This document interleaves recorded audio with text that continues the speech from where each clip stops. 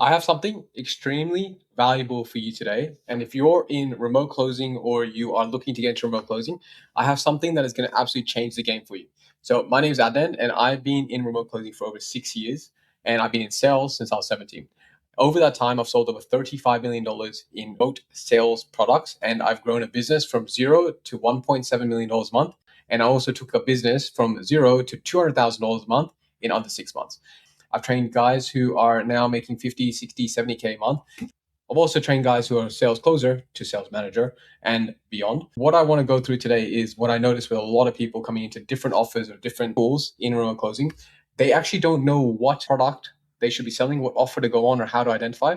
What I've done today is I have a process that I've developed out for you guys on how I would actually land an offer, how I would join an offer and become zero to the best in 45 days or under. And I'd walk you through the exact process and how I'd order my calls, order the offer. So what I'm going to walk you through today is that exact process. Orlando over here went from zero to top producer in his offer under 20 days. Now, I'm going to say that again. He did that to top producer in under 20 days, highest close rate in the team at the time. I'm going to walk you through this. Now, tune in. And again, if you cannot go through this video in its entirety and listen to it in full and listen to each individual part and pay attention and focus, then I'm sorry, you're not going to make it. So pay attention. I'll see you inside. All right, welcome back. And now you're in my laptop. So what we're going to go through in this is how to become the number one closer on any offer in 45 days. So this training is going to be how to select the right offer, how to install technical motion, how to become the most consistent, trusted producer in the whole entire team, and how to become basically your offer owner's best friend. So I'm going to show you this step by step, and you're going to go through a full synthesis. Now, listen, this process is what I developed from multiple reps that I've taken from zero to top producer. I'm going to list them above. And I'm also going to show you a few really important parts towards the end of this video, exactly a couple of offers or a couple of processes I've gone through to take myself from being the number one producer in an offer, which is doing about 1.7 to $2 million a month at the moment, and how I've been able to maintain that spot for the last 6 years. And the reason why I'm saying this, because there's a lot of guys out there who completely offer hop and they never actually can stay in an offer for long enough for to see it all the way through. And this is why I want to show you how to do that yourself. So I'm going to show you now, and we're going to go through this in depth. Okay, so first things first is how to select the right offer, install technical motion, and the most consistent trust producer in the team. So first thing is most closers just join an offer, they ask for a script, they ask for a few calls, and then what they hope for is confidence appears out of nowhere. And it never really happens. So this is where I'm going to show you how you're going to develop a whole lot stronger confidence during your process and how to make sure that you don't actually get stuck or you actually churn out the offer or you try to find the next shiny object and you actually become the best. Because like I always have this saying when I talk to my reps, the grass isn't greener on the other side, the grass is greener where you water it. I went from the offer I'm on at the moment, where I was the sales director and I stepped out so I can become a top producing closer again, is what I understood was I sat with the offer and I showed immense loyalty to the offer. And that is why I am where I am, where I produced over $800,000 in commission last year on one offer. And on top of that, my coaching. However, my majority of my income actually came for that offer last year because I didn't double down on my coaching up until now. And this is where I wanted to show how you can actually become the best, not just act like the best. So this is where the first things first is what you do is just ask for the script, but actually develop a proper script in a process that works with you. Now, the next thing I'm going to show you is why most people actually stay average. So why you stay average on an offer and you actually churn out the offer because you don't actually do the right ramping process. From there, in this video, I'm going to show you exactly how to select the offer and then how to go from, again, zero to the best closer on the team in less than 45 days. And then we're going to cover how a top producer thinks, what they do technically day to day, and how to stay stable in the week when it's either great or terrible for you. So this is where the standard for you comes before the tactics. So I'm going to show you how to actually maintain and install the right standards. So when you start anywhere, you are the best. First things first, you need the right feedback loop. So you don't need more information. You don't need more. So here's the thing. You don't need more information. You need the right information and installed in the right order and the right feedback loop that exposes the next constraint. So this is where most people get stuck because they think that they need the right information at the right time and all that type of stuff. It's not. All you need to do is have the right information in the right order. So this is where I show you the first things first. If you're brand new, this gives you a clean path without drowning in theory on your offer. A lot of offer owners just expect someone to join an offer and they ramp and they're like, yeah, hopefully they're a stud, and then you churn and they're basically hiring for unicorns. Problem is when you hire for unicorns, you actually never find the right person. So this is where your proper ramping process actually make you the stud in an offer rather than you having to find the right vehicle. So if you're already closed and this is where you can really use it as a reset if you're joining a new offer or you're at a plateau on your current offer. And the thing is that the top producer is usually not the person who knows the most. This is so important. Out of many offers, in fact, even myself, the offers I've been on, the top producer is actually the person who knows the least about the product. He's just good at developing a repeatable process. So this is where I'm going to teach you again how to become very good at building a repeatable process to understand a prospect and use what I call signal-based closing. Now, the person who actually understands the offer, executes the core motion, understands the correct mistakes faster than anyone else is actually the one who's the winner. Then how to stay, and please, again, stay to the end. And again, please stay to the end because I'll give you the daily operating system and the 45-day checklist I would personally follow if I was going to join an offer and start from scratch again and redo all my $35 million in sales over the past 6 years. And with this, the pass check for you is going to be the gap is not talent, the gap is the ramping system for you. So when systems don't break, people do. This is so important because I'll see a lot of people going through and trying to find the right system. Systems never break, people do. So if you put the right system in the right place, you will win. So let's go on to the next step. So this is where I've done 100K commission. So this is where I've done 100K commission months. So over those months, I've ramped under pressure. I've ramped under bad weeks. I've ramped under bad months. I've ramped under where the ad account's gone down. I've had to go into the CRM and dial like crazy to bring in money because the offer needed me to bring in money. And this is where essentially you need to have the right systems and processes in place for yourself or you're going to churn really quickly. So first things first, I want to explain that I've lived under pressure. So I lived in an offer where we were literally about to go bankrupt. We were days away from going bankrupt. And I've lived through bad weeks. I've lived through really good weeks. I've lived through everything in between. And I remember this one time where the offer owner literally called me and he goes, I need you to bring in minimum 20K a day for us just to survive. That was a pretty stressful time because it was just me on an offer. Every other closer had left because they thought it was a scam and they didn't actually believe in the offer owner, and they spoke a lot of bad things behind his back, whereas I just believed in the guy, individual, and I believed that he was an exceptional individual. So that's why I stayed and I backed him so much. And so this is where, if you don't know me, my name is Adnan. I spent more than 6 years in high-ticket sales and I produced over 100K in commission months. I lived a ramp. I lived, again, through good weeks, bad weeks. The thing is, though, this training is not theory about selling. So this is this is very important. I'm not going to teach you how to sell today. What I'm going to teach you today is the standards I have personally had to live to become a top producer from day one. So I didn't fall into sales with this magical, amazing offer where it was closing it. Everyone was closing as big bull run sort of offer. I started an offer that was literally from zero. And we were actually going against the market because we were in a market where people thought that every other person was like a scam in this market. So I had to really double down on it. When I say this, I only say this because I had to live a standard that most people actually wouldn't know how to live because they didn't understand that when you're the only closer on an offer and the offer literally has 15 staff members that are all literally relying on you to make the money, it's a pretty stressful place to be.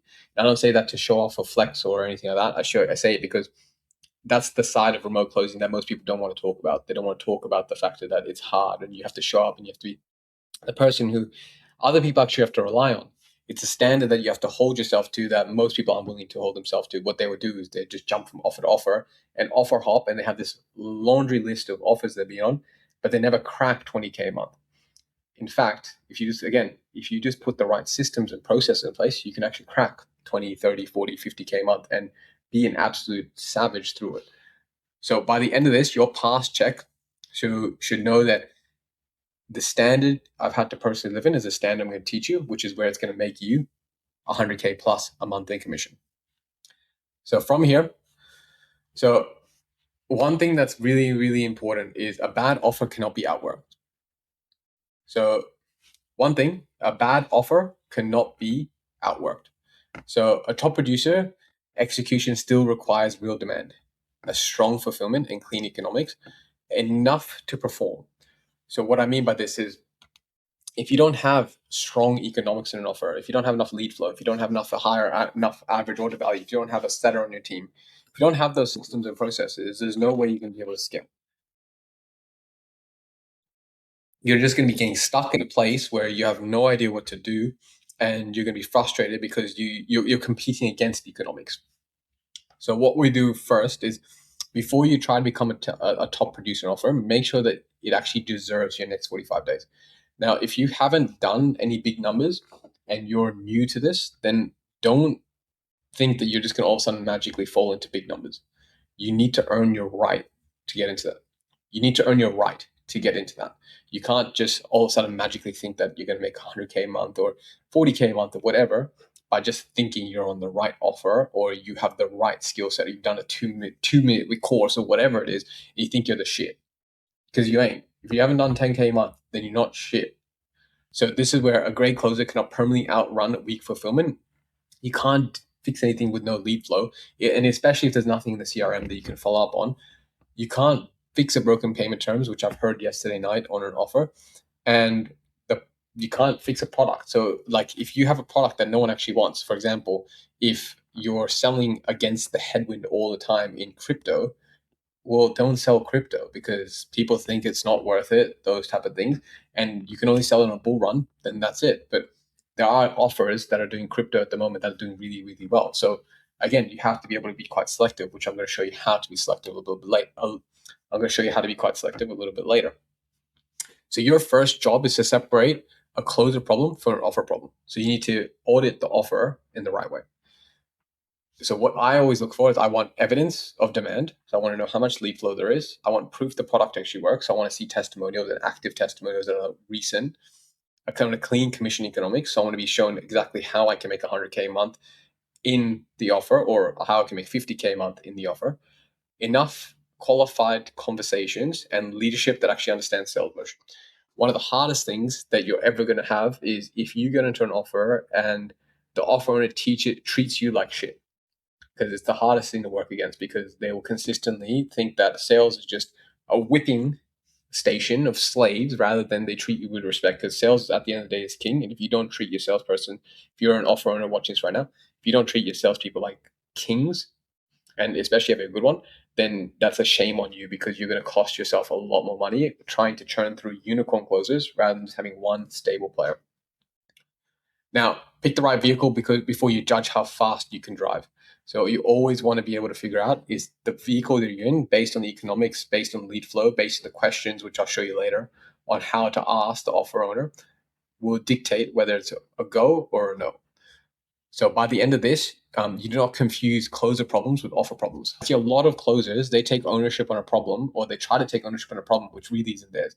If you as an offer owner cannot fulfill, if you cannot help your closers have confidence that when they hand over the prospect, they're not going to feel guilty for selling somebody, then you're letting your closers down and you're letting your offer down and you're not going to be able to actually scale the way you want to. So this is that next step, which I'm going to show you, is how to interrogate an offer. So first thing is demand, lead flow, show rate, ticket commission, fulfillment, proof, leadership. So first things first, score the offer before you join. So what does real lead volume per closer look like? How many leads are actually coming in? How many leads are coming in per closer? How many closers on the team? Is there a setter?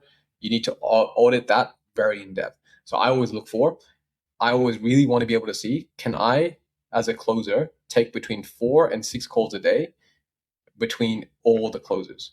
If there's not enough between 4 and 6 calls a day, it's not worth it. Ideally, you want to be taking between 8 and 10 calls a day if you're trying to ramp to 40 to 50K a month. However, if you're efficient and you know you have a high close rate and you have the skill set, which if you want help with, it's in signal-based closing, which is my program, which I'll show you guys a little bit later. This is where you need to be able to get at least between 4 and 6 calls a day at a 20% close rate. That is a phenomenal place for you to be able to scale. Now, the next thing is you need to have an offer, in my opinion, you need to be at least 10K. 10K is really good. If you're less than 10K, then that means you need more volume. So you're going to need to be sitting more calls, be able to make that kind of level of income. So then from there, the next thing is your booked call show rate. So what is the show rate? Because for example, if you can have 50 calls, or for example, let's say 15 calls in your calendar a day, but only 3 of them show because the pre-call is really bad, then that's a red flag. So you need to be able to dial that in. Now, this is also where it's an opportunity for you as a closer. You can come in with the right systems and fix that for somebody. What ticket and payment mix usually gets sold? So, for example, if the closer at the moment maybe aren't very skilled and they just drop their pants at the end and you see a lot of payment plans for 3 months, that's a problem for you because usually most people after about 3 to 4 weeks, I'd say, especially if it's bad fulfillment, they will default on the payment plan. So you want to know that you can get more PIFs or more payment upfront, at least a 50-50 upfront within 30 days and good fulfillment because that will maintain your commissions. Then from there, when is commission earned and when is it paid? So the big thing is though, if you don't have your commissions paid out on time, then it's not worth it to be. So this is where I really like to audit, or I like to start to talk to other closers on the offer, other closers who used to be on the offer, and see what was the experience like. Was there good, bad, indifferent? Was payment on time, etc.? How was the offer? I really want to check that out before I actually go into anything. Now, what are the refund and fulfillment realities? This will give you a good indication, especially if an offer has clawbacks. If they have clawbacks, then that means you need to really know what are the refunds and fulfillment realities, because it's not your fault if somebody refunds. But the problem,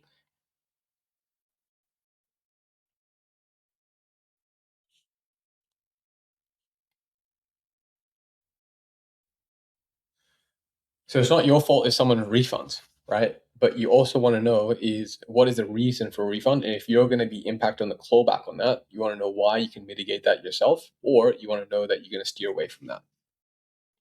Next thing is, can they show recent wins and recent losses? You don't want to just see the recent wins. You also want to have an owner who's willing to show you the recent losses, because then you can mitigate that on your sales calls or preempt it with pre-handling on what the wins are and what the losses are have been on the offer. Can you hear complete call recordings? Now, if they can't demonstrate call recordings, that's either a really, really big red flag that they can't show you something. And bear in mind, if you come to an offer and they say, I can't show you call recordings until you've joined the offer, that's fine. But just make sure that you can actually verify that as quick as possible as soon as you join. Because if you can't, then that's a big red flag that either they don't have good enough closes, they're not ethical in their process, or they're not willing to share, which means that transparency is not there, which means that you should be steering well the hell away from it. Now, does a sales leader coach represent motion or just shout about energy? So you don't want the Tony Robbins every morning. What you want is an actual sales leader or coach that, for example, I'm a big fan of Jack Rocky, for example. And Jack Rocky, if you listen to this, massive shout out to you. But for example, my right-hand guy, Brad, is being trained by Jack Rocky. He's a phenomenal sales manager now. If you're a sales manager, it's all about energy and get in and do the dials and Tony Robbins. That ain't the manager you want. You want a manager who is technically able to understand what to do, how to do it, and make something work. So you want to have someone who actually can check the dials per lead. You want to actually check how many, like the actual data on your offer, rather than just talk about motivation. In sales, I believe motivation is one of the most important things. However, it is the thing that if you don't have the right data, it slowly is like a deflating balloon, and you're gonna be like working your way back down. And you're gonna go, all this is just me sitting there getting pitched every single day, rather than here's what we're fixing with your show rates, for example. You need a sales manager who can actually show that and show that they understand what you're going through. The next thing is ask for numbers, calls, and written terms. Again, everything in writing. I have a saying, CYA, cover your ass. Always cover your ass. Never sit there and have anything that is a spit in hand handshake deal. Everything has to be in writing. If you don't have it in writing, then you are exposed, because the offer owner will always win. Because, for example, if they say they're going to pay you on the 30th of every single month and you have nothing in writing, then they can choose to F you over, which I've heard of so many times, and you can't do anything about it. So make sure, ask for numbers, calls, and written terms. Get everything in writing. Ask for actual verified data and not just a spun up ChatGPT sheet. And do not make a career decision from the same emotional pitch the company uses to recruit closers. Always come at it impartial. Don't get pitched on the factor of you're going to make lots of money. For example, when I got into remote sales at the beginning, I got pitched by a guy who I asked for a base. I know, blasphemy asking for a base, but I asked for a base initially. And he said, no, you can make all this money. And I almost fell for it. And then it turns out when I got on the offer, literally no one has been getting paid anything. And I thought that was like absolutely insane because he promised me all this wild, crazy, amazing stuff. And then when you got into it, you're like, nobody has made any money. And I thought it was the like most scary place to be because you're literally looking at all these people who are like working because they think they're going to get paid, and then they end up not getting anything. And some people have been there for like 2 months, not getting paid a single cent, but being promised. And it was like consistently getting the carrot dangled at them. So this is why do not come in emotionally, come in logically through an offer, because you just as much as they are vetting you, you are vetting them because you are a prize. Especially if you are a good closer, you are the prize for that business because you can deliver a result that very few can. And again, if you want to be an offer, if you want to be the offer owner's little speck of gold that they see, this is where getting the right coaching is also going to help you, or being in an offer that offer owners can actually trust as well. So ask for numbers, calls, terms, and don't buy the recruitment pitch. Never buy the recruitment pitch. Now, walk away when the system is fiction. So unclear commissions, unstable, no actual data, revolving door closes, the process that changes every single week. You want to walk away from that. So that's why talking to other closers as well is going to be very important. So first things first, their offers you should try. You should their first things first. Their offers you should not try to save. As a good closer, you can walk into an offer and make a genuine impact because some people are actually just stuck. Some offer owners just genuinely need a good salesperson.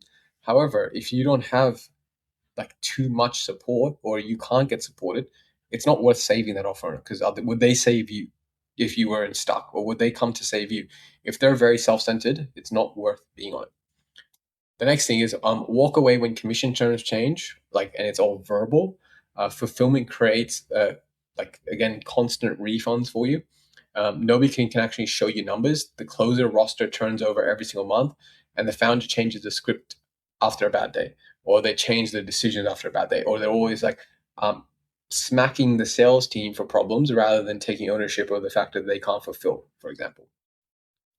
You're joining a sales system, not the founder's mood.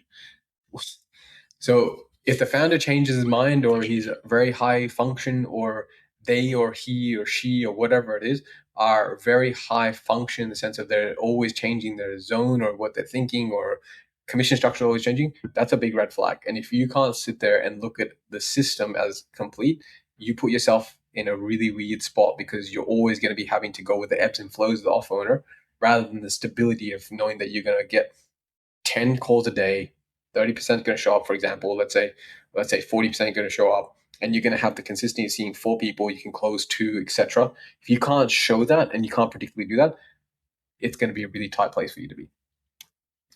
Strongest closers still need stable rules, so truthful data and a product that they can sell with conviction. So if you can't sit there and be fully dialed in with the offer owner and you can link arms with them and go, I'm going to back you, it's probably not worth you being the offer. And if you can't sit there and see the rules are stable, you can't see that data is stable, and you can't see that there's consistency, you put yourself into a car that is almost possibly going to blow up as you're going down the road. So you want to be able to catch yourself before that happens rather than getting too emotional and desperate. And selection is part of performance, not something we separate from. So what we want to look at when we're looking at the selection is you understand the performance, not just separate from it and go, my gut feel tells me this would be a good thing. But if we always followed our gut feel, then sometimes we'd be in really bad spots. So you're joining a sales system, not the founder's mood. That is the biggest takeaway. So if the founder is always up and down and they're a highly emotional individual, you do not want to partner with them.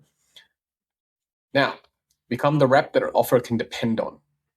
So this is where prepared, coachable, commercially aware, emotionally stable, and accountable for every controllable output. Now, this is where it's going to get fun because this is where it separates the good from the great. So the first things first is the top producer is the standard before they are the number. So you want to operate in a level of you will consistently do the same input and get the same output despite the wind, or you can say recycling against headwind or getting tailwind. Whether you're having a good day or a bad day, you want to be the constant for the offer. So you want to be prepared before anybody asks. When I joined any offer, or when I would join any offer, I would literally have calls from the day before ready to go and go, please roast the living daylights out of me. Whether it's a sales manager, whether it's a top producer that's on that offer, or whether it's the offer owner themselves, literally be prepared, ask your questions. Don't sit there and be like hoping that someone's going to come and save you. It's a very cruel world out there. So you don't want to get left out in the dark because you're thinking someone's going to save you. Make sure your pipeline is actually accurate. You never want to sit there and go inaccurately through an offer, and you never know where your pipeline is actually at. If you don't know with some level of degree of accuracy, I'd say within a 9% degree of accuracy, where your deals are on every single day, then you're again leaving yourself very encumbered to hopefully pillow talk. This is going to all work out. The thing is, your follow up has to be clean. If you're going to be doing a lot of two steps, make sure you don't have the really cringy follow up processes, or like talking or following up, just checking in. You want to make sure your follow up processes are very clean, and there's a lot of depth of I come with gifts. Whenever I talk about following up with a prospect, I usually try to come with I come with gifts. You come with something that they can see, that it's not just a sales follow up. It's, oh, this person give me a YouTube video, content of value, something of that kind that they can see and demonstrate that you actually care, rather than I just want my commissions. From there, they know their offer economics. So if you can't know to some degree, for example, average order value to what's your show rate to your average order value to show rate, for example, or you can't see what's your pitch rate, close rate, etc., then what happens is, again, you are just throwing spaghetti at the wall and hoping something's going to stick. So understand your offer and you understand the economics to some degree. So then you have some clarity in your day, what you need to be doing, and whether you need to increase or decrease the floodgates, which means, when I say the floodgates, is let more leads come through so you can pitch more, or start to constrain the floodgates so then you can speak to less people because you're closing at a really high clip. If you don't know, then you're screwing yourself over. So this is where understanding the economics of the offer is going to be very important. The thing is, though, the top producer I've all worked with, and the ones who I've seen the best, are the ones who ask for feedback. So they implement and return with evidence. Your feedback loop needs to be so quick and so efficient that literally within an hour, you can show that you demonstrated getting feedback, and you can come back and show that you tried it and it worked or didn't work. If you're not having a quick feedback loop and you think it's going to take 24 hours, you need to meditate on how you're going to move next, you are absolutely screwing yourself over. From there, they do not create emotional work for the manager. If you're every 2 days having an emotional wreck, or for example, I don't know, your girlfriend gives you a hard time the night before and all of a sudden you're like, can't show up to work, then you need to get a fucking head check. You can't show up to work like that. That is unacceptable. When you separate your personal life and your work life, it has to be separate. For example, on one of the offers I was on, I had my dog and I had my relationship of 5 years breakdown in the same 48-hour period. At the same time, I was emceeing an event and I had 4 deals that I had to close, and I had 4 days of work back to back before the weekend before I could essentially take a little bit of a back step. At the MC event, nobody would have known that my dog had passed away that day, and nobody would have known that at the same time, my girlfriend essentially left me. No one would have known, but I still had to produce. So this is where you do not want to be an emotional wreck. Yes, you can feel your emotions. I'm not trying to be Andrew Tate or anything like that. All I'm saying is you just need to be able to demonstrate that you can hold yourself together with some level, and you can be a consistent, reliable anchor for an offer, rather than the one who throws the toys out of the cot every single week because shit hit the fan.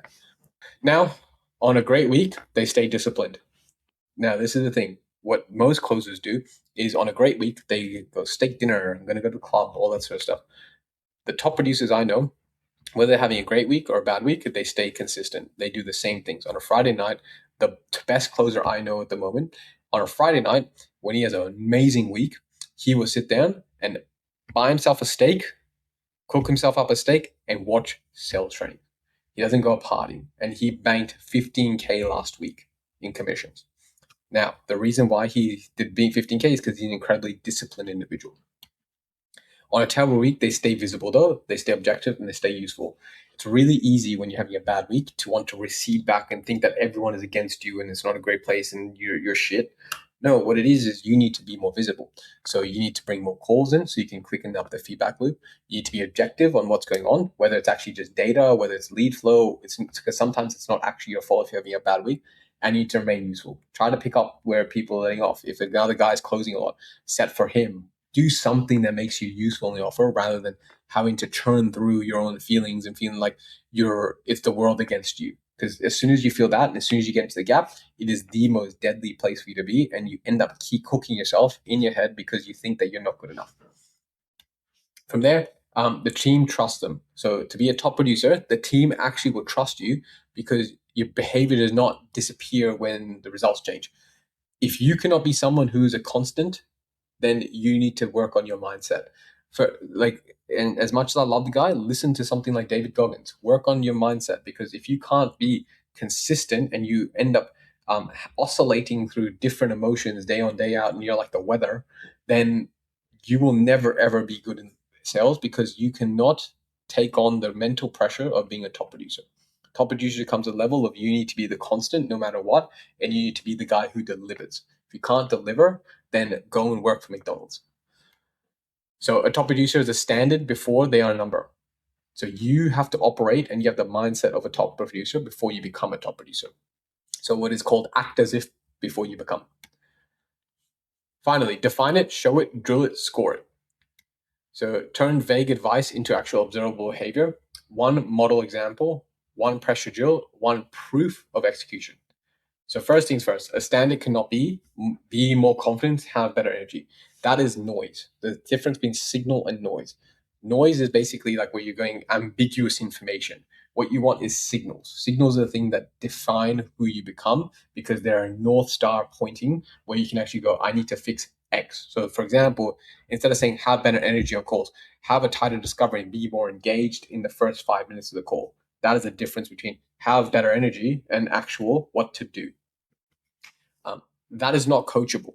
So again, you cannot coach someone to go be more confident or have better energy. And if your sales manager is telling you that, then you either need to get a better sales manager or you need to get an actual coach who can watch your calls and give you the definitions of what you need to be doing and giving you the signals, not noise. From there, with observable behavior, what we want to find is how can we actually have data sets that we can actually fix at a point in time rather than being incumbent to hopefully this works, the feelings and the thoughts. You actually have a direction that you can head into, and you have a behavior that you can actually multiply or replicate week on week. Now show a real call where it's executed well. So you need to be able to show when you get feedback that you have executed well on the feedback. Isolate a moment and drill it under pressure. So when I go through teaching my guys, I go through a thing called kinetic learning. So essentially what I'm going through kinetic learning is I go through one stage. So for example, 1 week, I'll go through a stage of fixing only discovery on their calls. Then what happens the next week, I fix discovery plus how they close their calls. So I'm still maintaining a standard of optimizing the discovery, but then I move into how to actually optimize the closing. Then from there, the third week, I will optimize discovery, closing, but then I'll fix up, for example, how they will collect the cash and how they'll close the call confidently and the prospect can actually trust them and the prospect actually feels comfortable. From there, score one thing that proves it happens. Again, you need a point where you can see there was something that you need to be able to show there's something that actually needs to be corrected on a call, and you can show that same point on another call that actually is being corrected, and you can see the contrast on what's happening through each part. From there, submit evidence. You need to consistently be submitting evidence. If you don't submit evidence, then you're not improving. If you're green, you're growing. If you're ripe, you're rotting. So what that means is if you are not consistently being green and submitting evidence showing that you're improving, then you become obsolete because an offer owner will only judge you on how relevant and how forward you are, not how you hide and don't want to be micromanaged. If you don't want to be micromanaged, start your own business and then sit there, but the client will micromanage you anyway. So you need to be able to be front and center and show how valuable you are. Define it, show it, drill it, and score it and enforce it. So define what you need to fix, show what you need to fix, drill the freaking living daylights out of it, score it, and see where the improvement metrics are, and then enforce it. Do not hold the line and do not let off whatsoever. And that's how you teach yourself the standard on an offer instead of collecting motivational advice. So these are the key things that I'd be focusing on if you are about to land an offer or you're going on an offer and you want to ensure that you are the stud and the person who's going to be number one on that offer at the end. So if the standard cannot be observed, it cannot be coached. So if you don't have data and if you're not diligent through your data, it can never be fixed. Now, learn by moving, not waiting. So the fastest ramp alternatives, short learning cycles with immediate application and feedback and connection. So what we want to do, the biggest mistake a new closer makes is trying to feel ready before taking action. So you can't manifest your way into being good. What you have to do is have the reps and take the steps to get good. So what that looks like is they spend 2 weeks memorizing product documents, scripts, and objection responses. That is what the best, and if I was going to join an offer, that was what I would do.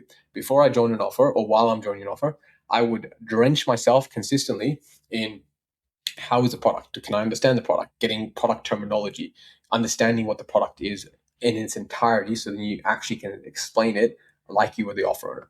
From there, I'd look at the scripts and refine the scripts. If the script needs work or it's not how you flow, make the tweaks necessary and practice and rep the living daylights out of it before you actually start to run it on actual live calls. You do not ever see an NBA player practicing free throws in the game. They always do that outside the game. So your script should be outside that. And again, objection responses.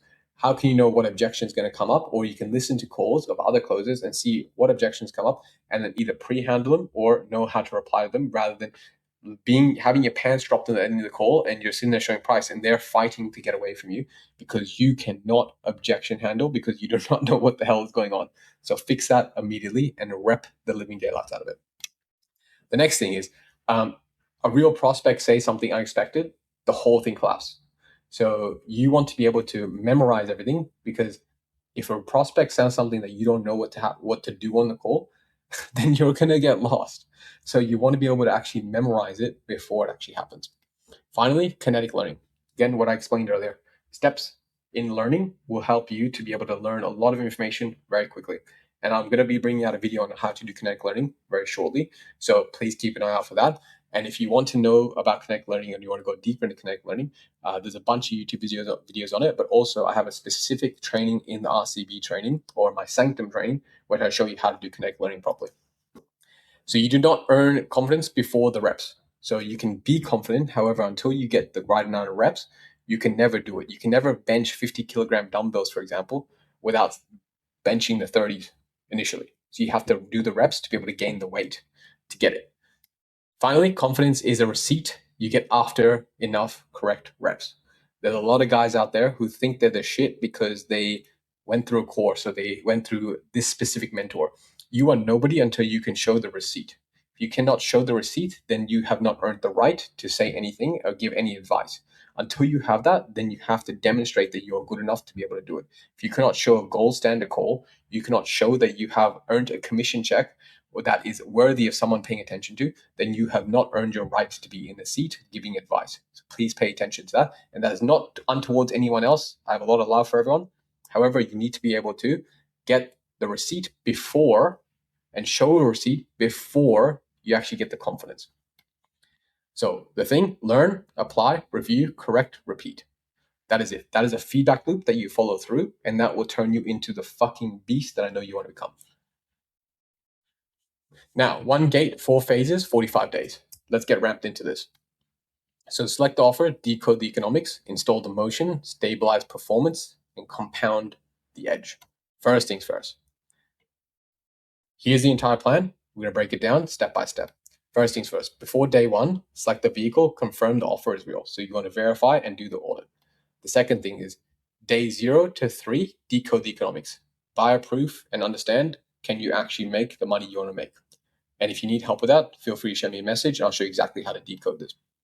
Day 4 to 10, install the sales team motion through call study and role play. Study living daylights out of everything. Get the best closer on your side.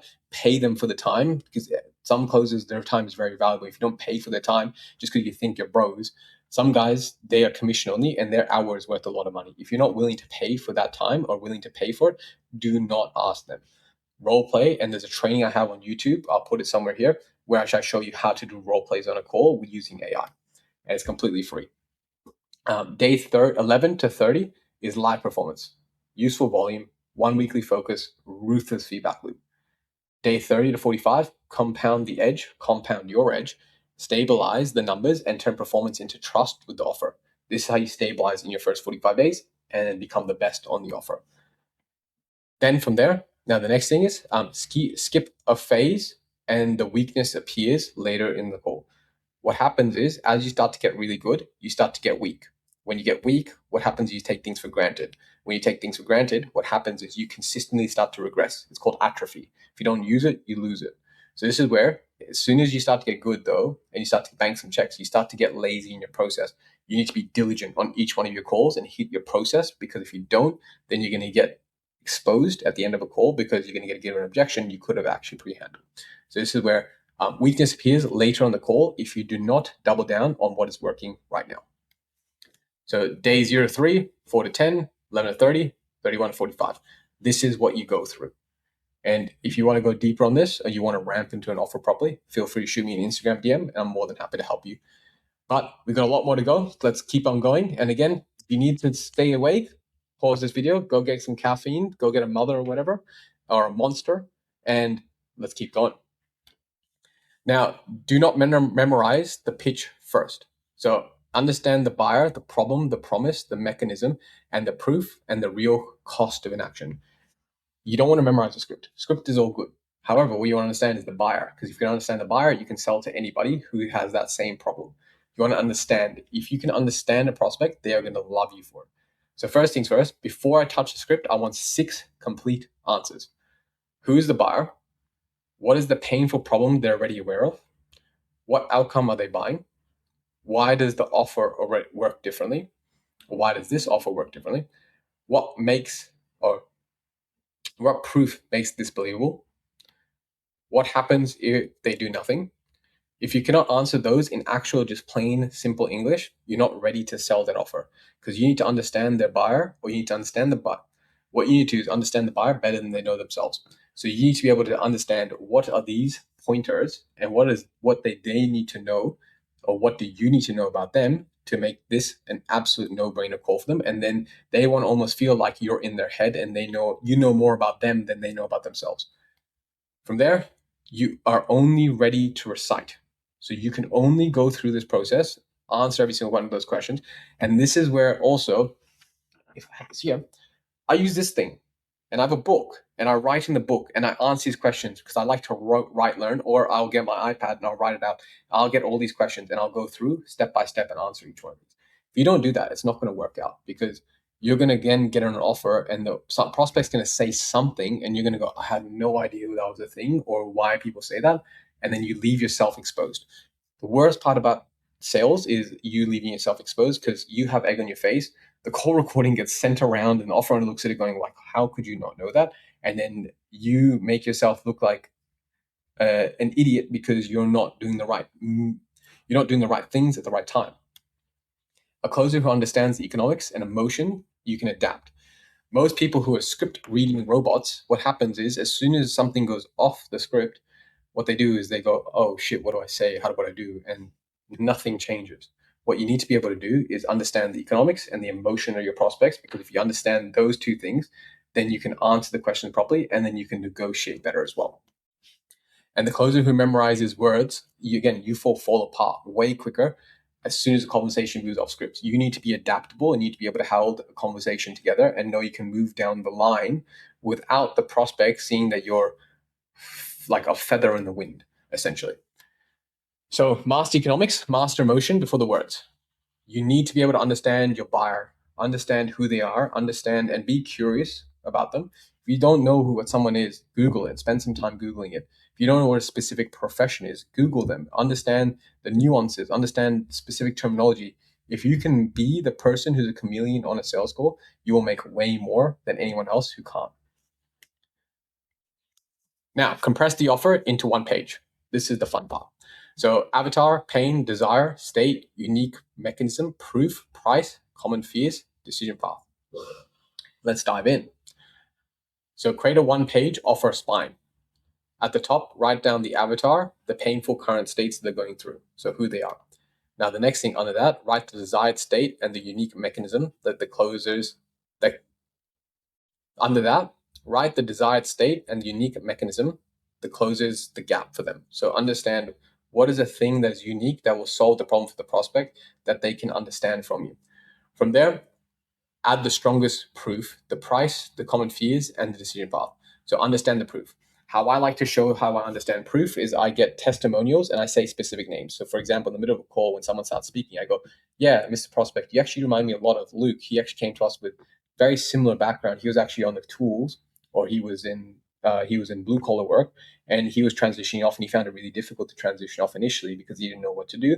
But now he's doing desired goal, making 10K a month with his AI business.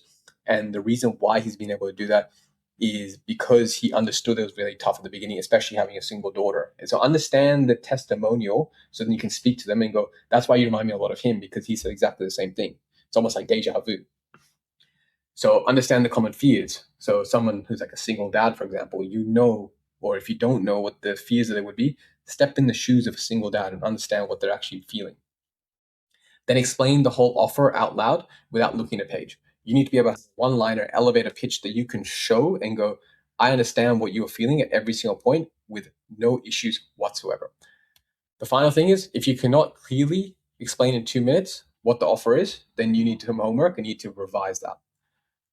The one page becomes your base layer for your discovery, your pitch, and your objection handling. Again, if you want actual help with this, then feel free to shoot me a message. I'm more than happy to go more in depth around how you can actually do this.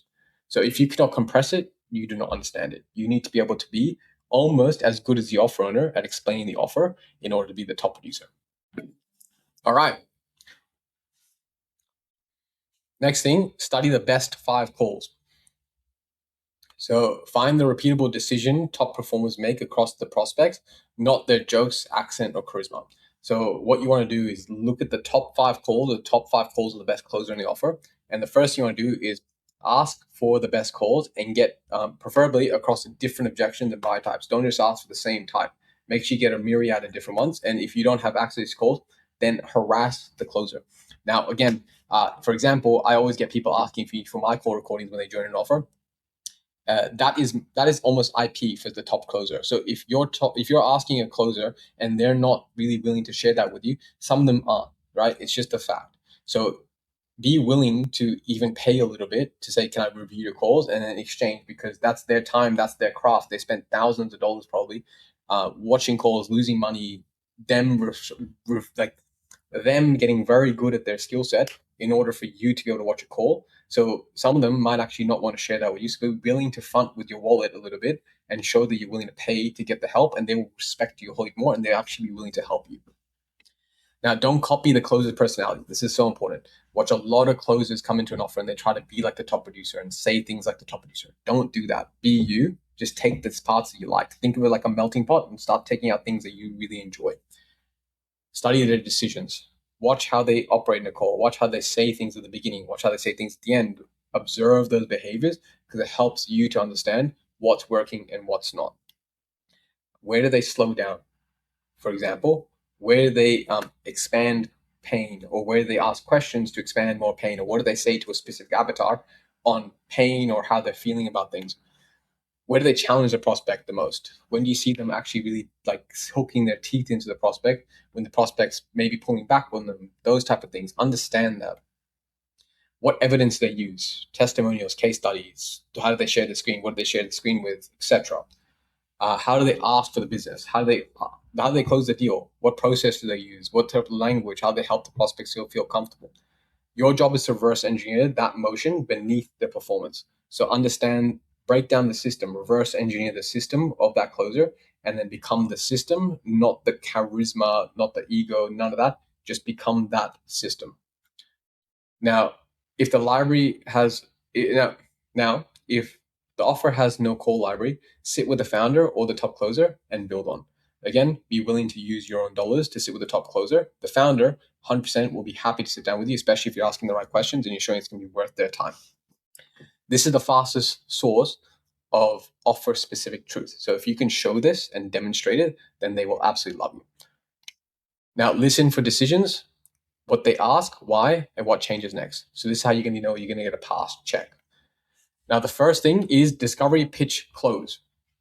So 3 sections, 3 jobs. Expand the gap, anchor the solution, and make decision clean. So first things first. Now you want to install the big 3 things on your calls. So the first thing is discovery expands the gap where the prospect is and where they want to be. If you don't have a good discovery, you don't understand discovery, this is your first point of call in the call. Next is pitch anchors and offer directly into the gap. So what you want to do is you want to know where you're anchoring your pitch. You want to know the 3 pillars. So I usually run a 3-pillar pitch.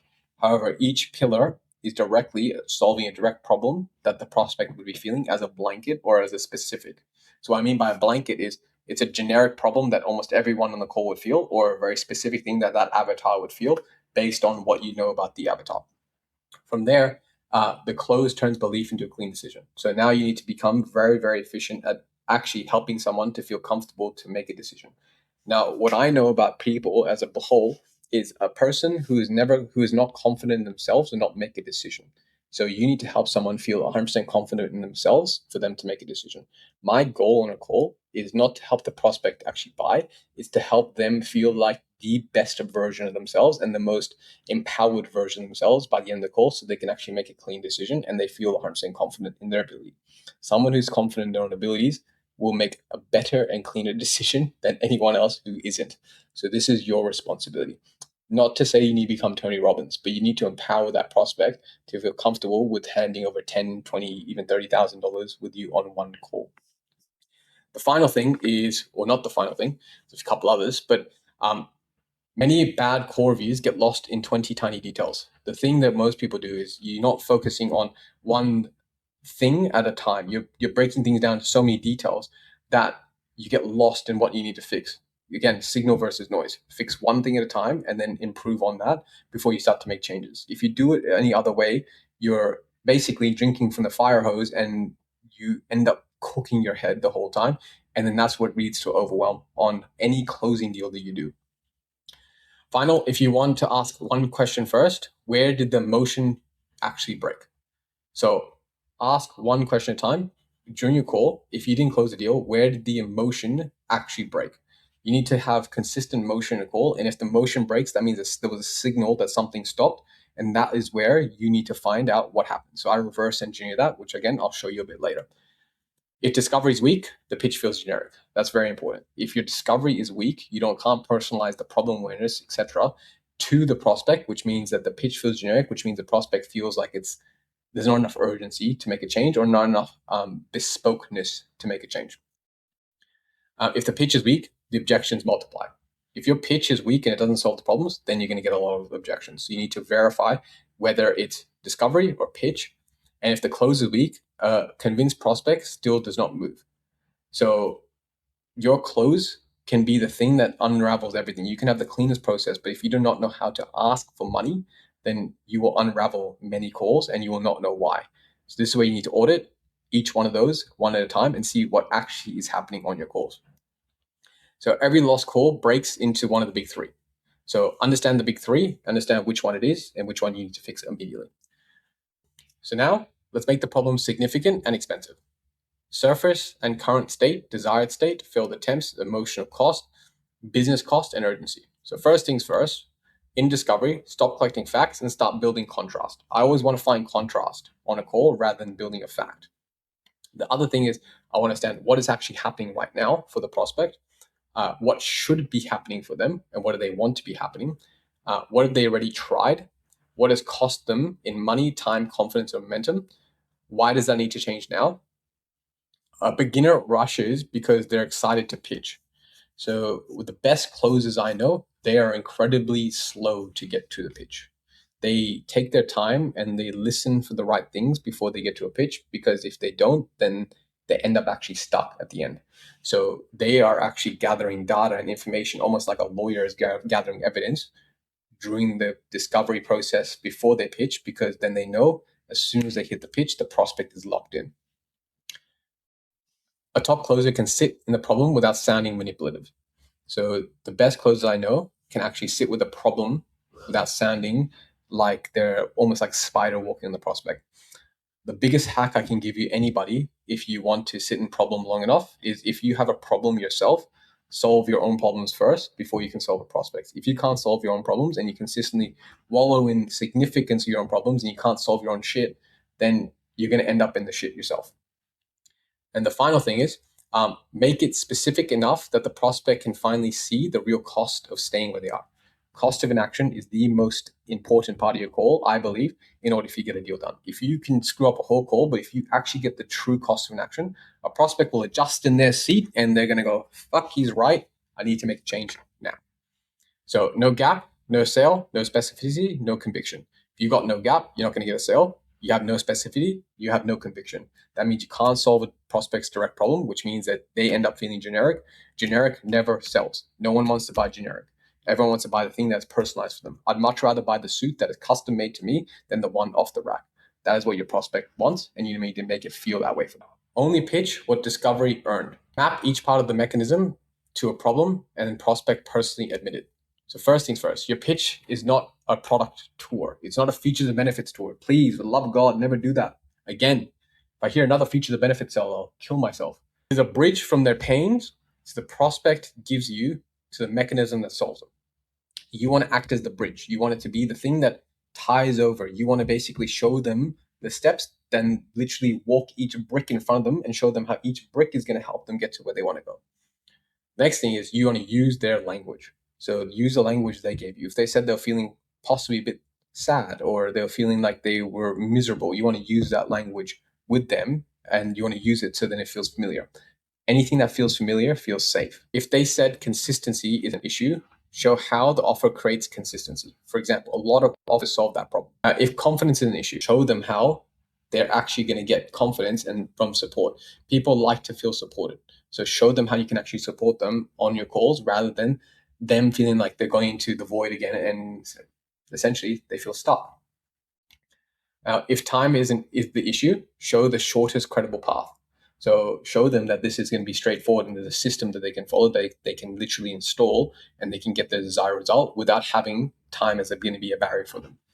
The pitch should feel almost obvious because discovery did the heavy lifting. Again, you want to have such a tight discovery at the beginning, or you want to know your prospect so well that when you do pitch, they go, this is literally like, how the hell does he know this so much about me? Because you practice it so much. The final thing is when you add features, they're not tied to a state problem because you dilute belief. So when you add features that are not tied to a state problem, you dilute the belief. So as soon as you tie a feature to something that they can't see solves a direct problem, you become generic. It just becomes an add-on.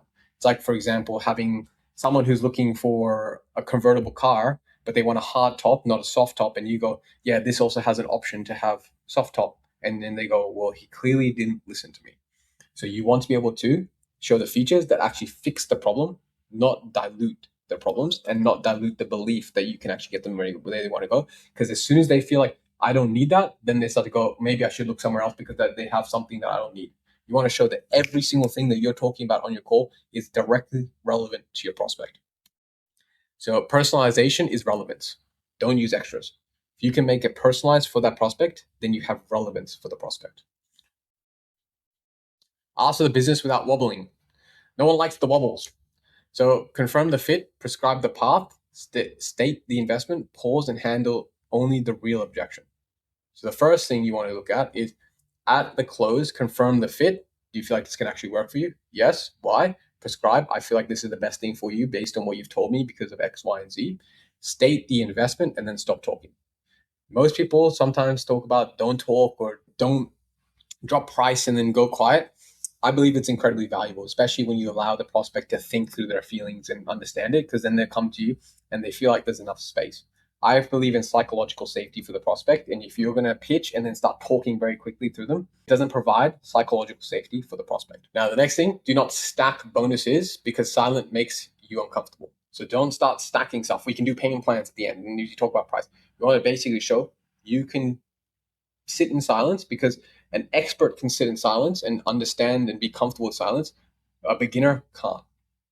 Closer no longer is trying to be liked. Now, if you were wanting to be liked, then closing is not for you, because being a salesperson means that you have to push the prospect. Some prospects actually need a tap on the shoulder or a push on the back and going, you can freaking do this. Because if everybody could just buy something, then there would be a buy button on all websites saying, please buy the course here. The reason why they're on the call is because they haven't been able to take action themselves. So you need to take action for them, or help them take action for themselves and empower them. You are helping your prospect make a clean decision. That is the focus. So helping them make the prospect make a clean, clear decision is the skill set. It's the power that makes the good closers good and the average closers bad. Because if you expect a prospect to make a decision for themselves, you're actually doing them a disservice. You need to help people make decisions. Certainty is calm, pressure is noise. Remember that. Certainty is calm, pressure is noise. So if you're putting pressure on your prospect, then they are going to retract and they're going to try and get away from you and enter fight and flight a lot quicker than somebody who's actually calm and they're certain in their abilities. All right, so now we're going to go into the next part. And I got this from a player in the space who explained, and I can't remember exactly where I heard it, but I thought it was absolutely amazing when he explained it. So don't explain it backflip, jump. So what you want to do is study a mental model, isolate one moment, role play under pressure, review the recording, and repeat again until clean. So what I look at when I look at that, I go, your role play should not be a 2-hour fake call every single time. You want to have role plays where you're specifically training on specific parts. For example, discovery or problem awareness. You need to be able to train on one specific part rather than a whole bunch of random parts. From there, take a moment and drill it.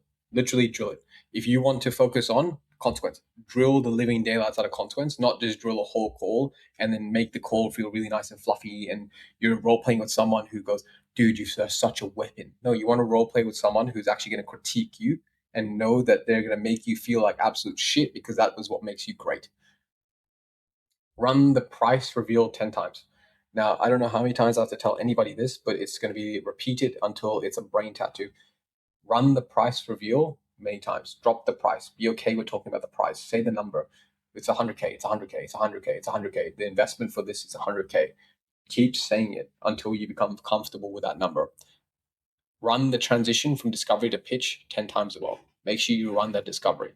Make sure you go through and break down and make that transition as smooth as possible. Let the other person interrupt, misunderstand, push back. Don't just have smooth role plays. Make sure when you are doing a role play, make sure that that role play partner is actually someone who's good and who could actually challenge you on your calls rather than just going through and saying the same shit. Record it, record it, record it. Listen to all your calls as much as you can. Review it, watch your gameplays by yourself, then do it again. And then keep repeating that. And that's how you create a technical ability instead of illusion of capability. A lot of guys out there who I speak to that get trained or train with someone who's even equal skill set or someone who hasn't been able to demonstrate the skill, and then they think that they're good and then they get absolutely eaten alive on an offer. I've been on an offer that I've been on for the last 6 years, and in that offer, the amount of guys that I've seen that have come through and they think that they're good until they have to actually demonstrate their skill set on a non-laydown offer is crazy. So you need to be able to demonstrate yourself instead of being illusion of capability. Actually show that you're capable, which means get the reps in. Now, short, high pressure repetitions beat long-term comfortable conversations. Pressure is in quick formats is a lot better than long-term uncomfortable feelings.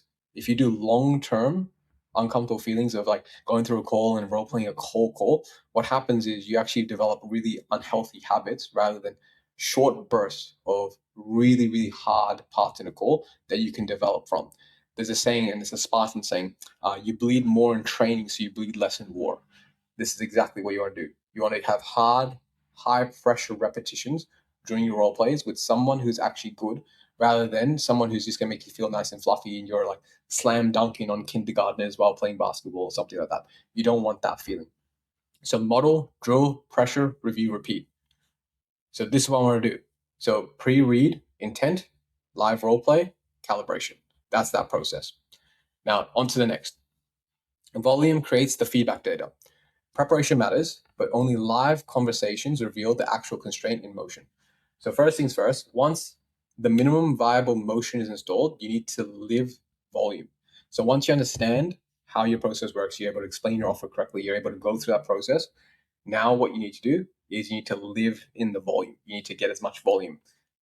So, not reckless volume, useful volume. I like to look at 30 live calls taken, or 30 pieces of high quality data taken that can actually dissect what actually needs to work and what doesn't.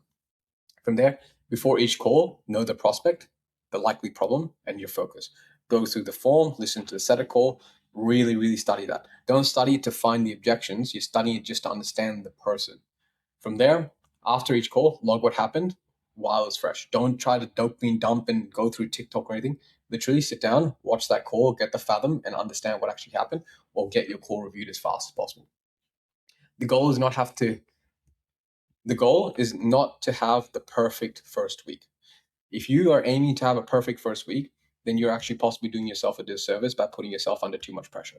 Your goal is to have the highest data and highest quality data first week. If you get the clean data, that means you can improve. If you're planning to have the perfect week, you will churn yourself. You're not looking for it to be a hero. We're looking at take the sombrero off and put this baseball cap on. You want to be a player. You want to be a stabilized player, which means find the data rather than trying to find who the perfect week, because there's never ever going to be a perfect week. And the goal is to generate enough real evidence that you know exactly what you need to fix. You need to be able to gather that data, know what to fix before anything else. Now, from there, the next part is you cannot think your way through call experience.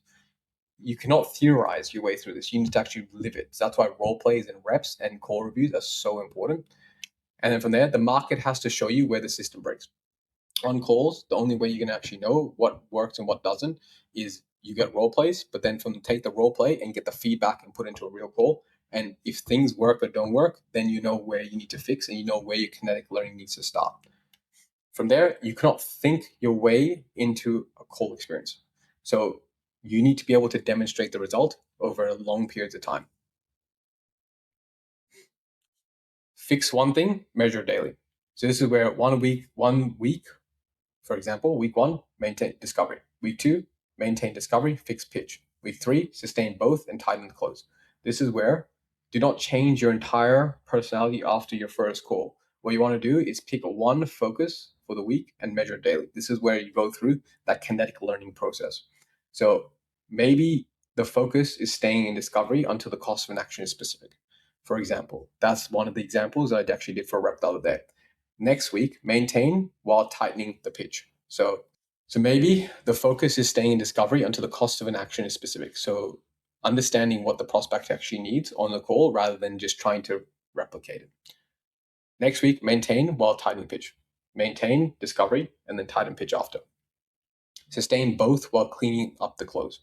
So for example, you want to tighten up your pitch and then cleaning up your close at the end of the deal. That's how your skill compounds. That's how you're able to absorb a lot of information very quickly, because you're taking one thing, becoming a master at it, and then doing the next, and then doing the next, and then doing the next. You want to maintain that rather than trying to find heroics. Skill actually compounds, because when you actually go through a process of learning properly, you can actually compound your skill set a lot faster than somebody who's just sitting there again throwing spaghetti at the wall and hoping something's going to stick. Now, if you chase different weaknesses every day, you keep resetting to zero and nothing becomes automatic. So if you don't have the discipline to chase the same thing and essentially for a long period of time, then what happens is you keep on resetting to zero because you're always adjusting and being reactive rather than being proactive to the environment that you're in.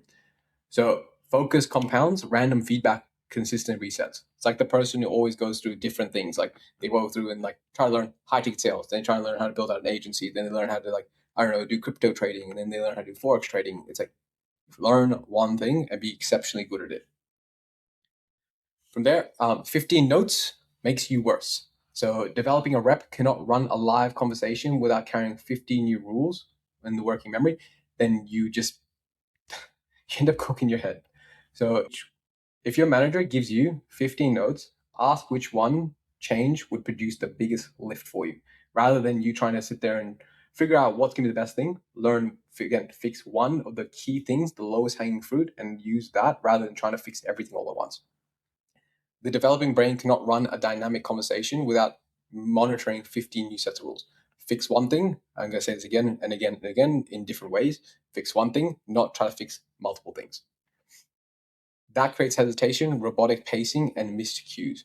So if you're trying to fix too much all at once, it will actually cause more damage to you than actually fix. Every review should end with one breakpoint, one action, and one metric.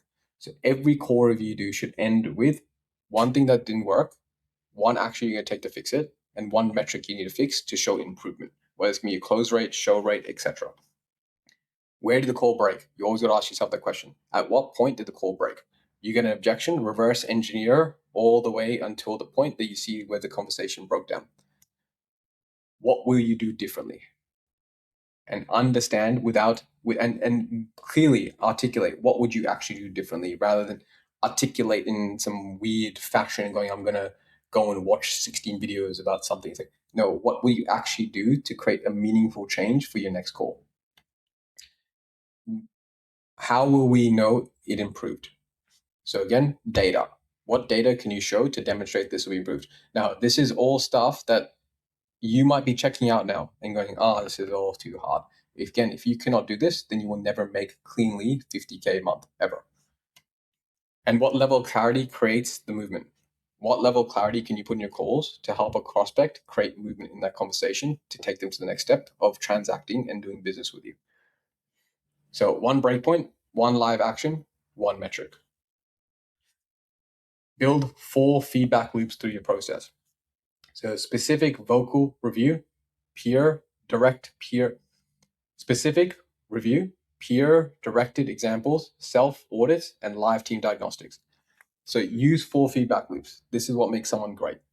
Use 4 feedback loops. This is what makes someone great. Is first, vocal review. You don't just need to read. First, vocal review.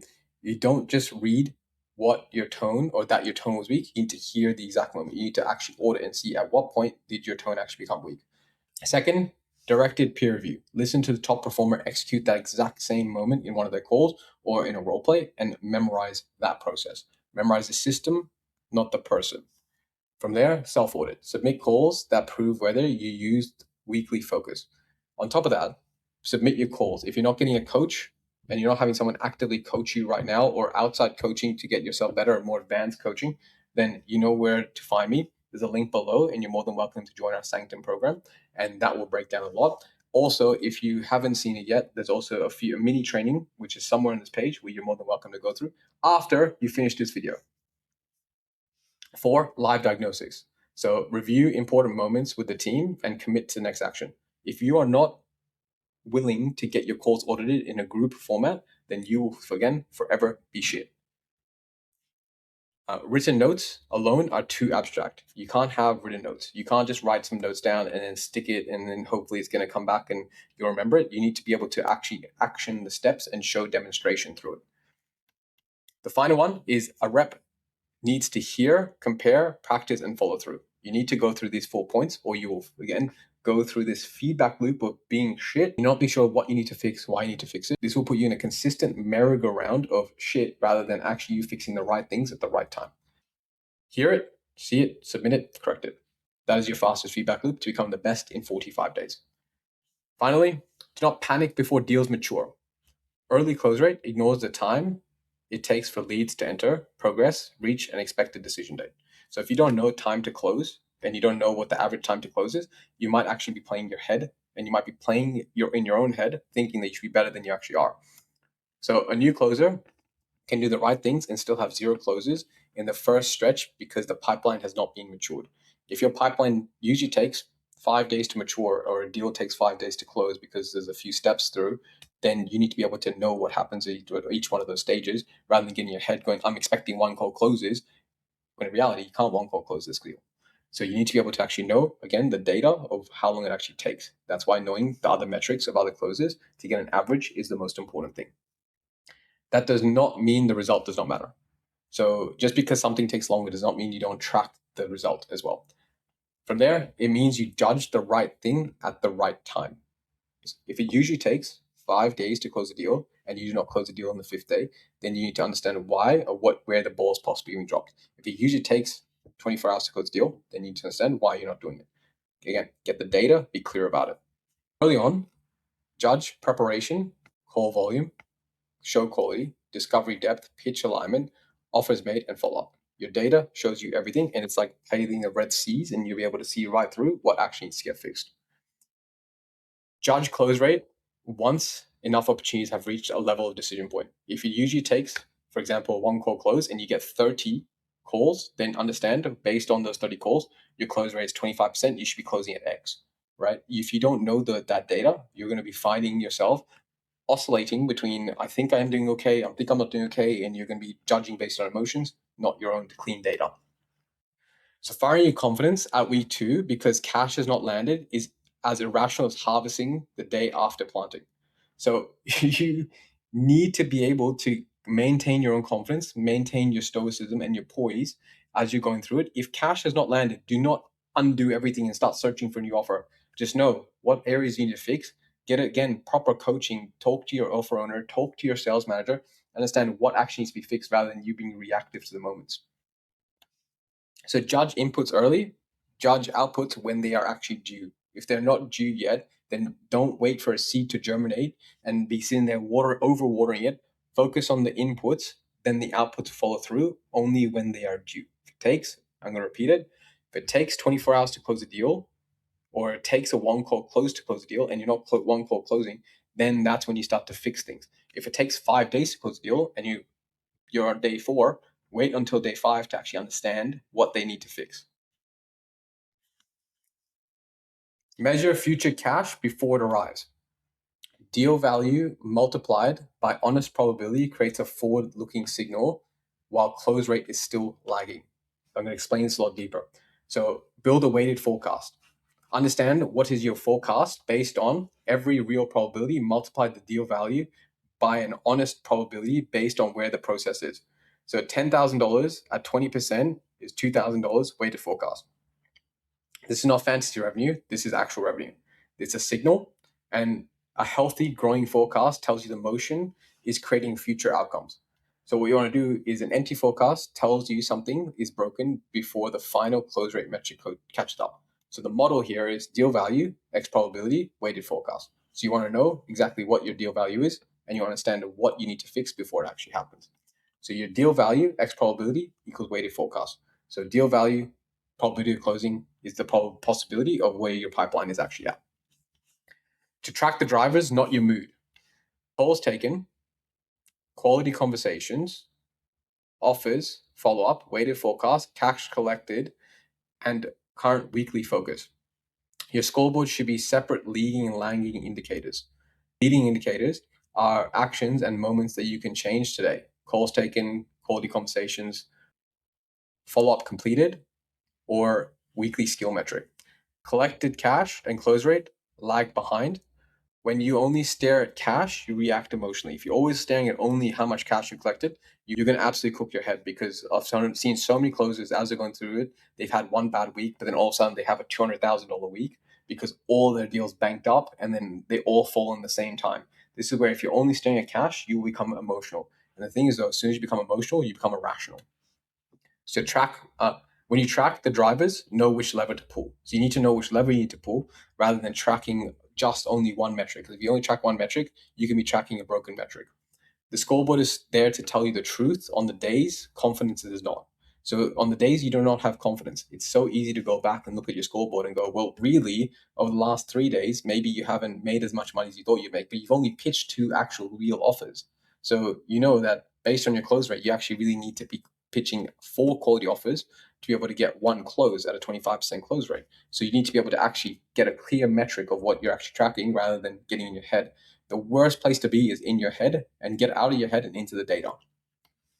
So leading indicators create the lagging result. So you need to be able to actually read and understand what is most important rather than getting stuck in what is happening in your head as a closer and getting stuck in your head as somebody who's emotionally reacting to their day rather than being proactive for it. You do not get loose when you're winning. It's the biggest one. Protect the motion, bank the learning, fill the week's pipeline, and keep doing the boring work that created the result. What got you to where you are needs to be the consistent maintenance state for you to stay in. A good week is where a lot of closers quietly lose the next one. I've seen it happen time and time again. Every single closer I've trained at one point, including myself, has gone through and banked a huge week, and then all of a sudden they end up going to the club, getting drunk, and their next week absolutely looks horrible. This is where you can feel invincible and you stop reviewing your calls, you relax on the follow-ups, you start improvising, and then the result that got you the correct decision or got you the exact result you're looking for starts to dissipate. So this is where you got to do the exact opposite. As soon as you have flow, you protect your flow, you protect your motion, you double down on it. You study why the wins actually happen. You understand why the wins happen. You don't just take them for granted. You need to, if you're riding a wave and you're about to enter the barrel, you need to double down and figure out what motion keeps you in the barrel, and you need to keep in the perfect zone before that wave crashes. So you need to stay as clean as possible. You need to finish all your follow-ups. You need to build next week's pipeline, keep communication going, keep the flow, keep the energy going, and share a useful call moment with the team. The best way to learn is by sharing. Bring your calls to review, share with the team, share what's working, keep your energy nice and high, keep the vibrations really nice and high. And a good week's evidence is not permission to abandon the system that created it. So just because you're doing good does not mean you abandon the systems. Again, systems don't break, people do. If you maintain the system, you'll maintain consistent results rather than you having to consistently build from zero every single week because you go party on a Friday in Bali because you can't fucking keep doing work. This is where you need to maintain absolute consistency. For example, the offer I've been on, there is only 9 months out of 6 years that I have not been the number one producer. The reason why is because I have maintained a strict standard on what data I need to hit, who I need to talk to, how many calls I need to take, because I know what I need to do every single week to get the desired result. A good week's evidence is not permission to abandon the system. Again, a good week is evidence, not permission to abandon the system. So use the evidence, cash in the receipt, and consistently go through the motions of hitting the target rather than undoing every good thing that you've developed up until now. Do not get weird when you're losing. Keep the volume high.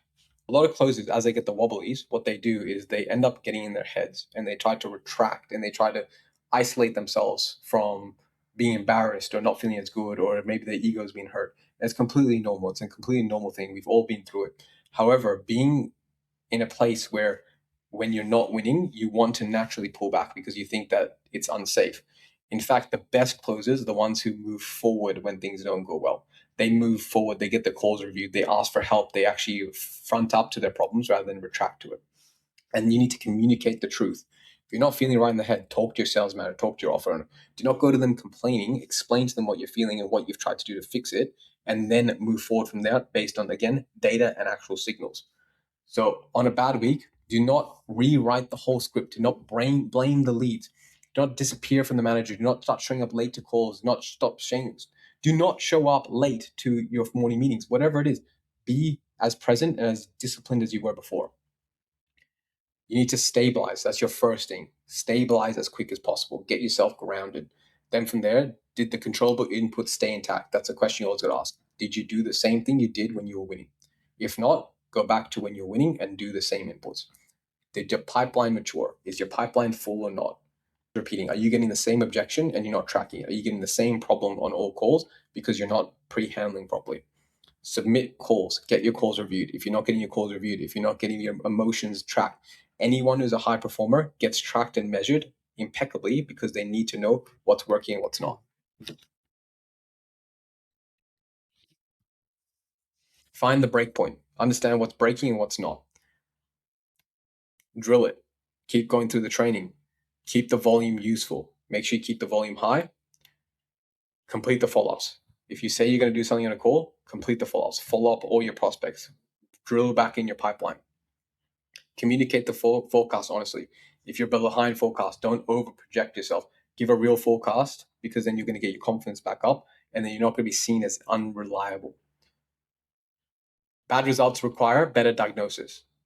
So not emotional improvisation. So bad results, you need to diagnose better, not become emotionally more of a manifesting and start rubbing crystals. You need to get back into diagnosing what's working and what's not and fixing from there. Because again, systems don't break, people do. And your response to a bad week is a part of the standard. So if you can't respond to a bad week properly, then that becomes a standard of who you are. Then you become an unreliable individual who's building their house on sand rather than laying a nice thick concrete foundation and building up. If you cannot be stable in hard times, you'll find it very hard to succeed in the good times. Bad results require better diagnosis, not a new personality. So focus on better results, not trying to become a new person when things hit the fan. Make your output predictable. The offer should be able to predict your preparation, pipeline hygiene, coachability, activity, even before it predicts your cash. So it should know that your inputs are going to remain stable, because then if the inputs remain stable, then your offer owner will have confidence to be able to increase ad spend. If your offer owner can't rely on you, they're not going to have confidence to increase ad spend, which means you get less leads, and the offer owner is not going to want to rely on you and try to find someone else who's better than you. Your real product to the offer is not one massive day. It's the predictability. It's you knowing that you can cash in every single day. Can leadership predict that your calendar is prepared, your CRM is accurate, your follow-ups are complete, your forecast is honest, and your weekly focus is being implemented? If you cannot show that, then you are not a predictable individual, and that means you are no longer safe. Cash will move around because sales is volatile. So just because you're having a bad week or a good week does not mean that you should be volatile with the week. You should be able to stay standard, and you should be able to repeat the same input to get the same output, or ensure that you have a predictable output. When the same quality of behavior appears in good weeks and bad weeks, the talent becomes trust. You become a trusted individual, and that's how people will be able to give you more leads. Your offerers will trust you. You become a known expert in the space rather than someone who's just playing the game and hoping something's going to work. And that's when better leads, more responsibility, and top position starts moving towards you. As you're able to show and demonstrate, show your actions, not your intentions. Then I got told this quote a long time ago, and it's changed everything for me. The smallest of actions completely outweigh the noblest of intentions. Don't talk about it, show it. Be the most consistent person rather than acting like you're the consistent person. So consistency is how talent becomes trust.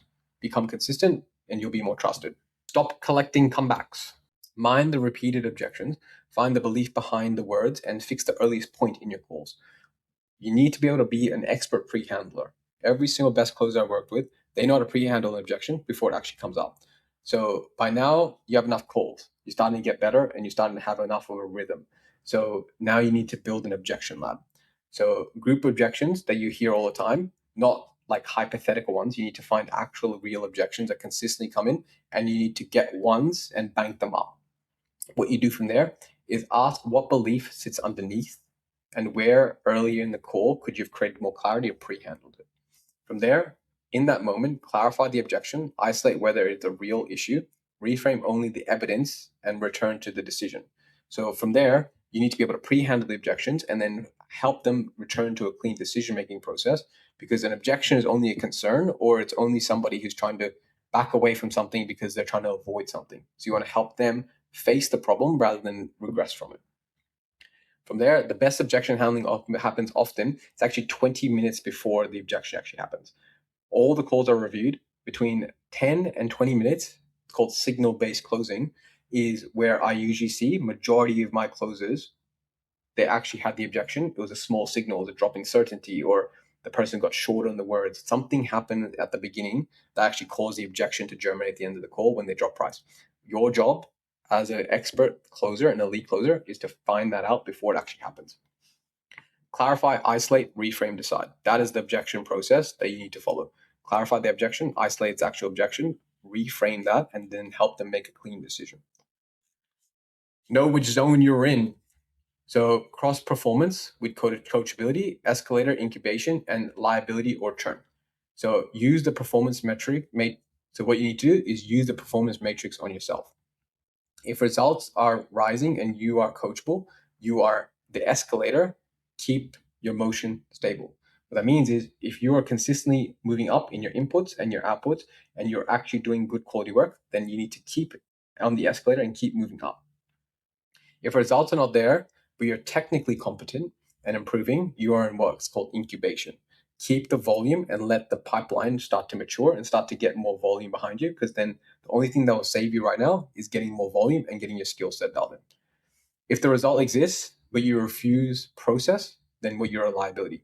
If you're the type of person who will not adapt to an environment or not adapt to what's happening, you are actually a liability. And again, you are not someone an offer owner can trust. If results are absent and you are not implementing feedback, you are in churn. That is when an offer owner or a sales manager who is good will actually kick you off the offer because your results are absent and you're not implementing feedback. Now, the final thing, this removes drama. So it tells you what your next action should be. So look at these, understand where you're at in the process, and see whether you actually need to fix yourself, fix your ego, or actually pick yourself up out of the offer before someone else does it for you.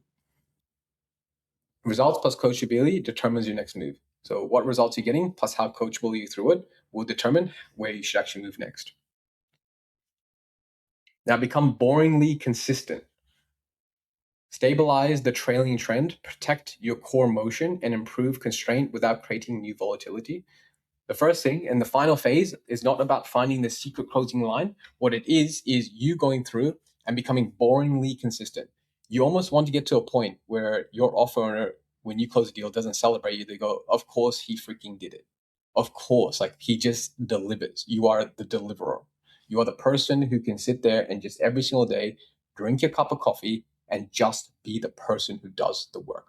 It should be so boring and you should be almost like not even getting a dopamine release from sitting there and getting a deal done. You're just like, yep, it just happened because I'm a player who does that. That is what you want to feel. So you want to manage the trailing trend, not yesterday's emotion. Again, your data. Follow your data from yesterday. Understand what you need to do for the next day. Protect the discovery, pitch, and close that is already working. Never ever change what is already working.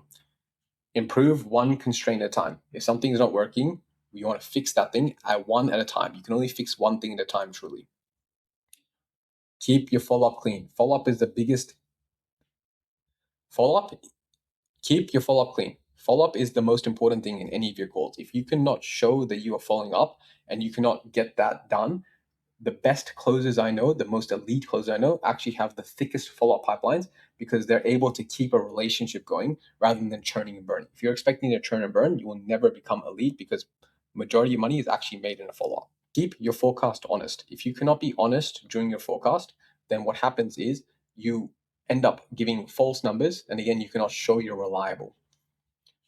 Top producers are valuable because the company can predict them. If the company cannot predict what you do month on month, then you are up and down. You would not buy a stock if it goes up and down like this. You would buy a stock because it shows stability and patterns. Pattern recognition is the most important thing, and an offer owner wants to know that you are recognizable and you are consistent and you are predictable in your results. Their preparation pipeline standards do not disappear after a bad call or a good week. So you become so boring and consistent that you do the same thing and you're able to build the same result consistently. So top producers are trusted because the floor can predict them. Like you don't look at Stephen Curry and go, maybe he can play today. You look at Stephen Curry because he plays every single day and he's the best at it. Bring answers, not emotional weather. So report numbers, diagnose the constraint, own the miss, request specific help, and show what you will do next. If you want to become the best in the team, reduce management load while increasing revenue. If you're the squeaky wheel all the time, but you're not doing anything about it, then you're going to get kicked out so quick, it's not even funny. Do not arrive on any call ever and say the leads are bad. I don't know what is happening. Never ever say that because then that means you're not tracking the data. Bring the numbers, bring the calls, and show actual signals. So state the pattern you're seeing. Be the constant you believe is active. State the patterns you see and the constraint you believe is active and one action you're taking next. Show that you're taking initiative rather than saying marketing needs to fix shit. Marketing shouldn't have to fix things if you're an actual good closer. If you're a good closer, you should be able to outperform the marketing because you're good at what you actually do and you're able to actually optimize the economics on an offer. Ask for specific help. If you have an offer owner who's sitting there actually offering to help you, go to them and ask them, what can I do about this? I've tried to fix X, Y, and Z and show specific things you tried to fix, and they'll actually be able to help you. Same with your sales manager. If you don't have that on your offer, but you're on a good offer, feel free, again, to jump on any help with myself and my team, and we're able to diagnose that for you. Then come back with evidence that you implemented it. If they give you feedback, actually show you implemented it. Nothing is more frustrating than someone giving you a suggestion and you can't show where you fixed it. And leadership trusts the closer who can own reality without collapsing into it. If you cannot handle any stressful times, you cannot show that you're doing work and you basically crumble when something doesn't work out, you are not predictable. And again, you will only make maybe 10K a month at max. Top producers Top producers reduce management load while increasing revenue.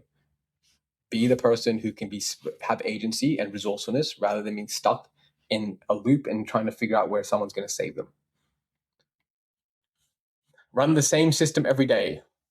20-minute prep, live calls, 5-minute debriefs, 30-minute reviews, 20-minute drill, follow-up, forecast, reset.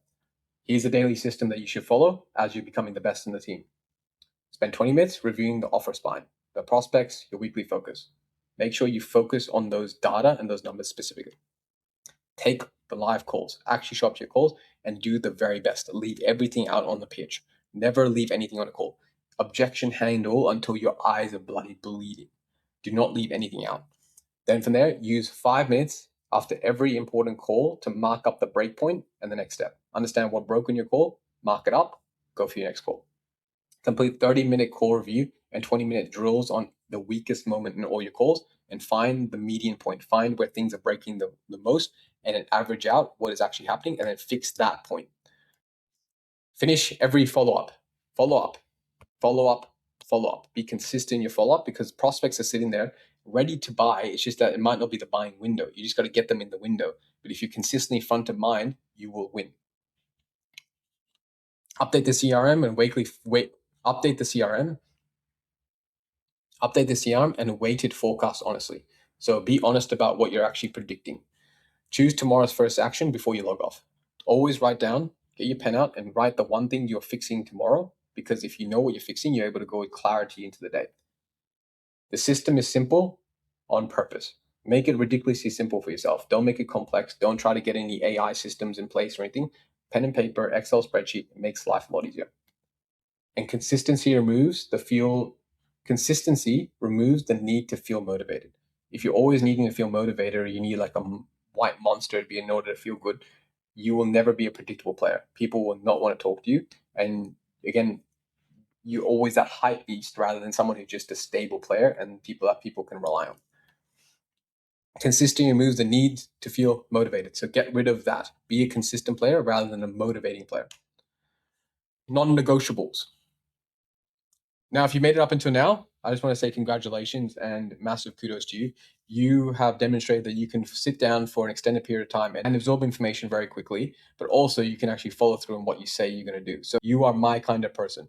So now what we're going to go through is the 8 non-negotiables you're going to have as you're going through and developing yourself into the top producer in the next 45 days on any offer. So first things first, offer selection, offer spine, 5 model calls. Big 3, useful volume, weekly focus, honest scoreboard, stable behavior. So if you remember nothing else, remember these standards. First things first is select an actual real offer that you can actually stand behind and you can be proud of. Second thing is build a proper offer spine. Go back to that section and go through and develop that. Study the 5 model calls. The 5 gold standard calls and offers, study them religiously. Watch them 3, 4, 5, 6, 7, 8 times. Install discovery, pitch, and close processes that are specific to you. Generate useful live volume.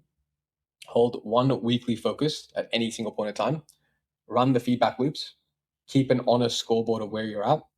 Behave the same way on a good week and a bad week. You do not need another 100 tactics. You just need a stable system. And you need to execute these long enough for the market and the offer to trust you with their best leads. So if you want to become the best, you need to be trusted with the best. So do these 8 things long enough for the market to answer back to you. Engineer the rep, do not hope for one. So run the 45-day system, review evidence, and let discipline, repetition, and turn skill into collectible revenue. So that is a complete 45-day standard that you need to set to become the best. If you want the offer selection scoreboard, daily checklist, or any of the offer spine, comment 45 days below or send me an Instagram DM and I'll get that to you. And if you know a closer who's jumping in between offers and scripts without building a standard, send them this video and do them a favor and save them from the tyranny they're going through and just help them out. And the goal is to become the most trusted, consistent producer on the team by day 45. So this is your roadmap. This is your blueprint to follow to get that result. So comment 45 days if you want the template and you want the process, and I'll drop a link below. I look forward to seeing you next video. Now, if you found this video very helpful, thank you so much for staying to the end. There is a process at the top where I show you how to do AI role plays and how to role play with yourself completely for free and how to level up that skill set. So if you found this useful, click the link above and I look forward to seeing you there.